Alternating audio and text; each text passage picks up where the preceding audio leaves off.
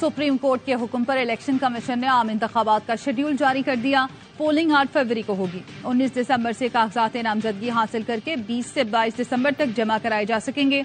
उम्मीदवारों की फहरिस्त 23 दिसंबर को शाया की जाएगी। स्क्रूटनी 24 से 30 दिसंबर तक होगी। कागजात नामजदगी मंजूर या मुस्तरद होने पर 3 जनवरी तक अपील दायर की जा सकेगी। 10 जनवरी 2024 को अपीलों पर एपेलेट अथॉरिटी के फैसलों का आखिरी रोज होगा। 11 जनवरी को उम्मीदवारों की हतमी फहरिस्त जारी की जाएगी। 13 जनवरी को इंतखाबी निशान अलॉट किए जाएंगे। रिटर्निंग अफसरान और DROs की ट्रेनिंग का शेड्यूल भी जारी। 17 और 18 दिसंबर को ROs जबकि 19 दिसंबर को DROs की ट्रेनिंग होगी।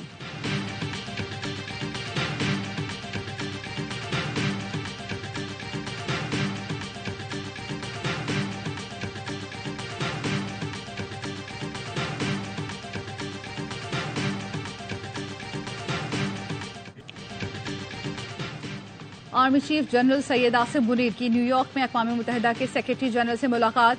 आर्मी चीफ ने मसला कश्मीर उठाया।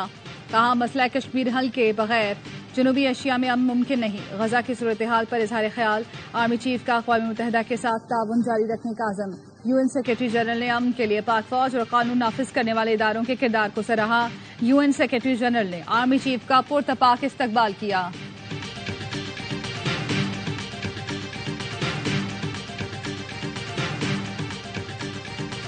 टीम 271 रन बनाकर आउट हो गई। कोई बल्लेबाज जमकर न खेल सका। इमामुल हक 62, साउद शकील 28, बाबर आजम 21, खुरम शहजाद 7 रन बनाकर आउट हुए। ऑस्ट्रेलिया की टीम पहली इनिंग्स में 487 रन बनाकर आउट हुई।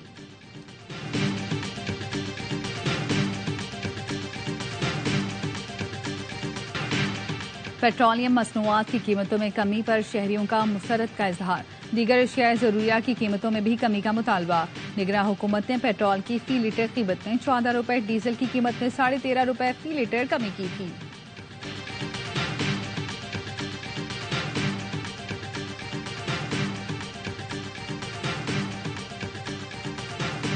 PTI के साबिक रुकने कौमी असम्बली हुमायूं अख्तर खान का इस्तेहकाम पाकिस्तान पार्टी में शमूलियत का फैसला। जराये के मुताबिक हुमायूं अख्तर आज जहांगीर तरीन अब्दुल अलीम खान से मुलाकात के बाद शमूलियत का ऐलान करेंगे।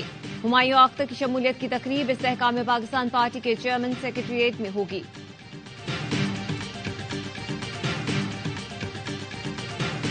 नैब को इस्लामाबाद सेशन कोर्ट से फवाद चौधरी के वारंट पर अमल और शामिल तफ्तीश करने की इजाजत मिल गई। चेयरमैन नैब ने सेक्शन 24A के तहत फवाद चौधरी के वारंट जारी कर रखे हैं, लेकिन फवाद चौधरी जुडिशल कस्टडी में हैं।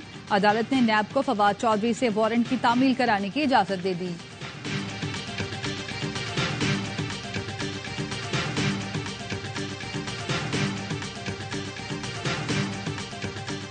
जस्टिस सरदार तारिक मसूद ने कायम मुकाम चीफ जस्टिस पाकिस्तान के ओहदे का हल्फ उठा लिया। सीनियर जज जस्टिस एजाजुल हसन ने कायम मुकाम चीफ जस्टिस से हल्फ लिया। तकरीब में सुप्रीम कोर्ट, हाई कोर्ट के जजेस, अटॉर्नी जनरल, सीनियर वकला ने शिरकत की। चीफ जस्टिस काजी फायज ईसा के बैरून मुल्क कयाम के दौरान जस्टिस सरदार तारिक मसूद कायम मुकाम चीफ जस्टिस ऑफ पाकिस्तान के तौर पर फराइज सर अंजाम देंगे।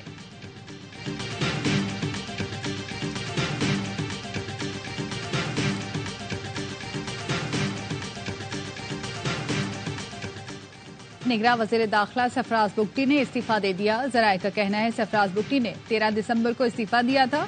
निगरान वजीर आजम ने मंजूर कर लिया। सरफराज बुगटी किसी बड़ी सियासी जमात में शामिल हो सकते हैं। इलेक्शन से पहले निगरान काबीना से मजीद अरकान के मुस्ताफी होने का इम्कान। निगरान वजीर खेल सकाफत बलोचिस्तान जमाल खान रईसानी भी मुस्ताफी हो गए। आम इंतखाबात में हिस्सा लेंगे।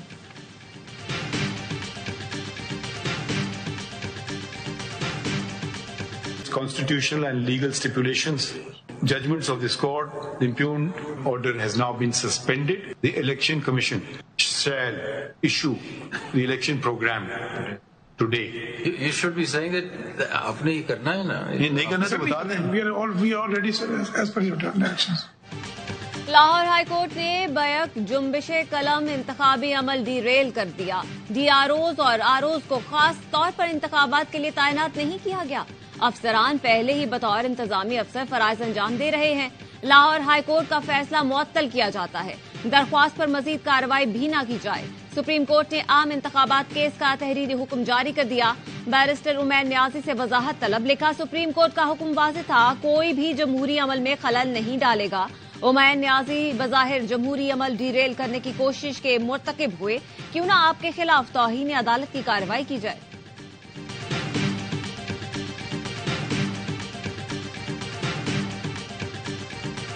And now you are in that danger zone where fallout will be delay of elections. Absolutely, ma'am. They were waiting and seeing till that point of no return comes, then file the petition. And doesn't the learned judge realize all these things? Has he assumed the responsibilities of the Election Commission of Pakistan? Would it constitute misconduct on the part of the judge? In fact, it was. If he's violating an order of the Supreme Court, My lord, you wear a gown and then pass any order you want to. You cannot. Lahore high court का जज तौहीन अदालत का मुर्तकिब हुआ। जमहूरियत को derail करने की कोशिश की गई। चीफ जस्टिस काजी फाइज ईसा के रिमार्क्स। कहा, क्या जज ने अपने ही चीफ जस्टिस के खिलाफ रिट जारी की है? सुप्रीम कोर्ट ने फैसले में कहा था, कोई भी जमहूरी अमल में रुकावट नहीं डालेगा। दरख्वास्त आई, लग भी गई। हुक्म इम्तना देने वाला जज ही लार्जर बेंच का सरबरा बन गया। हैरान हूं, अदलिया से ऐसे अहकामात आ रहे हैं। क्या इलेक्शन कमीशन का सरबरा जज को बना दें? सुप्रीम कोर्ट ने पूरे मुल्क के लिए हुक्म जारी किया था।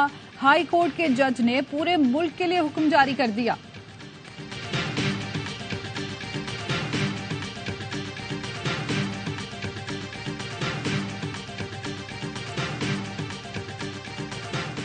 आरओज और डीआरओज अदलिया से होने चाहिए। चारों सूबों के सियासी गवर्नर्स हैं, शफाफ इंतखाबात कैसे करा सकते हैं?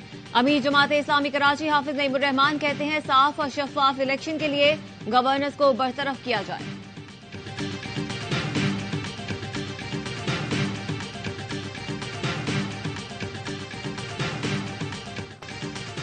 साबिक वजीर आजम शाहिद खाकान अब्बासी का नून लीग छोड़ने का फैसला, बाकायदा ऐलान चंद रोज में प्रेस कॉन्फ्रेंस में करेंगे। जराये के मुताबिक शाहिद खाकान का कहना है, इलेक्शन से कबल अपनी पोजीशन वाज़ेह करना चाहता हूं। अगर नून लीग ने किसी वर्कर को टिकट दी तो हिमायत करूंगा, लेकिन उसके अलावा सपोर्ट नहीं होगी। किसी और जमात में नहीं जाऊंगा। इलेक्शन के बाद नई जमात बना सकता हूं।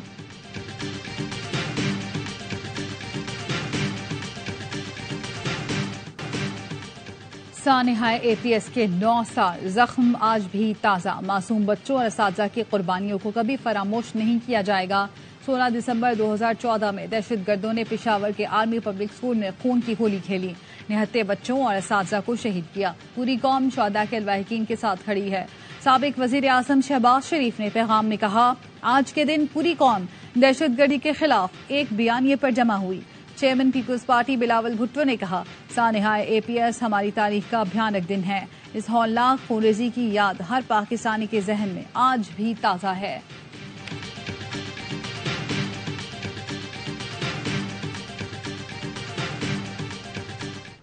गजा में वहशियाना बमबारी को 70 रोज मुकम्मल। आलमी बरादरी निहत्ते फलस्तीनी शहरियों पर बमबारी रोकने में नाकाम। इसराइली बमबारी के बायस गजा खंडर बन गया। 19,000 अफराद शहीद, 60,000 से ज्यादा जख्मी, 8,000 से ज्यादा लापता। गुज़श्ता रात भी गजा बमबारी से गूंजता रहा। इसराइल का दौरा करने के बाद अमरीकी कौमी सलामती के मुशीर जैक सुलेवान का फलस्तीनी सदर महमूद अब्बास से मुलाकात। फलस्तीनी सदर ने कहा कि गजा की पट्टी फलस्तीनी रियासत का अटूट अंग है। अमरीका फलस्तीनी अवाम के खिलाफ जारी इसराइली जारियत रोकने के लिए दबाव डाले। गजा में इसराइली फोर्सेस ने सहाफियों को निशाने पर रख लिया। इसराइल के ड्रोन हमले में रिपोर्टिंग के दौरान सहाफी रामी बदीर शहीद। खान यूनस में स्कूल पर बमबारी की कवरेज करते हुए अल जजीरा के मारूफ कैमरामैन समर शहीद। ब्यूरो चीफ वाइल शदीद जख्मी। कैमरामैन समर 6 घंटे तक जख्मी हालत में तड़पते रहे। इसराइली फोर्सेस ने एम्बुलेंस अस्पताल जाने न दी।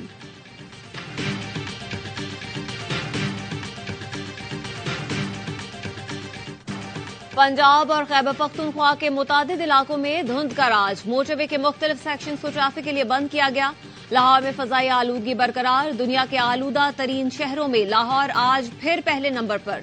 कराची का तीसरा नंबर। मुल्क के मैदानी इलाकों में सर्दी ने जोर पकड़ लिया।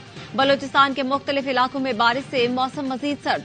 चमन में मौसम सरमा की पहली बर्फबारी।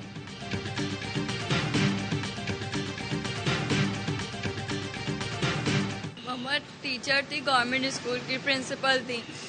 तो वो अपने प्रमोशन हुआ था तो वो अपने सारी सैलरी वगैरह का काम वगैरह करवाने जा रही थी और बस रास्ते में ये सीन। पीछे से ये 2 मोटरसाइकिल पे आए और उन्होंने आके उससे स्नैचिंग किए।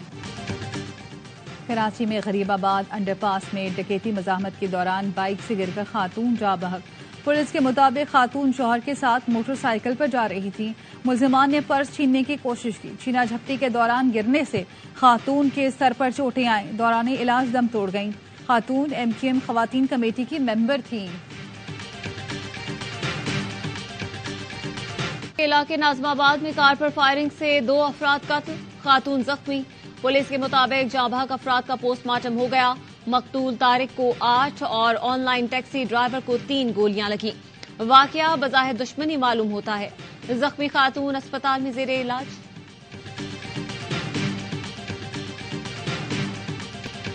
चैंपियंस ट्रॉफी 2025 के पाकिस्तान में इनेकाद के लिए मुआहदे पर दस्तखत हो गए। PCB मैनेजमेंट कमेटी के सरबराह ज़का अशरफ और ICC के जोनाथन हॉल ने दस्तखत किए।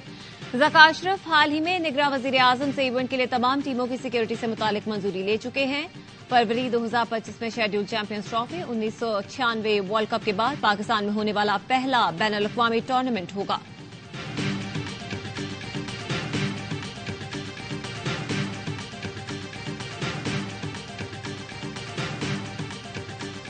को कप्तानी ना देनी हो तो उसे नायब कप्तान भी नहीं बनाना चाहिए। साबिक कौमी बल्लेबाज असद शफीक का ARY न्यूज को इंटरव्यू। कहा, करियर की शुरुआत में ही फिक्सिंग की पेशकश हुई। रिटायरमेंट का यही दुरुस्त वक्त था। बतौर सिलेक्टर कोशिश करूंगा हकदारों को पूरा मौका मिले। असद शफीक का मुकम्मल इंटरव्यू देखिए आज शाम 5:03 पर।